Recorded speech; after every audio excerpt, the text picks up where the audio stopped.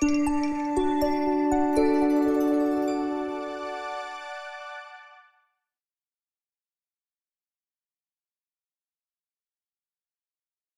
what is a founder's agreement and what are the important provisions to include in it? Great question. We see this a lot. Think of it this way. A founder's agreement is really an agreement that will be made by founders that come together when they have an idea to form a company. So it's at the very, very early stage of a company's life cycle. And it's when nothing's been created or formed yet, but some folks have a few ideas and they get around a table and talk about creating a company around those. That agreement is really a critical agreement, and it comes at a critical time because once you establish what those rights and responsibilities are, you want to make sure that going forward there aren't going to be any problems as a result of that. So we oftentimes will recommend that the parties come together and have the kind of frank discussions you'll want to have between people that are going to be starting a company. So who will have what role and what responsibility in the company? And it's not always that everyone has to have the same right or say in the company. You might divide it up based upon the experience of the people sitting at the table that want to start the company. So for example, you might have someone that comes to the group that has a finance background, and he or she may want to be the CFO or treasurer and handle the financial aspects of the company, whereas another individual is going to be sort of the technical expertise of the company and has an engineering background or design background. Whereas someone else might be the sort of the business manager because of his or her experience being a manager at various businesses. So understanding those roles and responsibilities is critical, and making sure that that agreement reflects that as well, so everyone's role in the company is clear from the very beginning. Other issues that are important to include are what sort of ownership will each of them have and what sort of vesting provisions will be provided.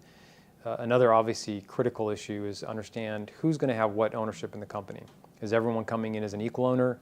Are they going to have different ownership percentages? And based on what sort of percentages will their role and responsibilities vary to a certain extent? And what sort of vesting provisions will that ownership have? We typically recommend that, for vesting, you should really have market vesting terms. So we oftentimes see sort of vesting over a 4-year period with a 1-year cliff, which essentially means for the first year their stock doesn't vest. After the completion of 1 year, 25% will vest, and then the remainder will vest over the next 36 months, usually on a monthly basis. That's fairly typical of what we see.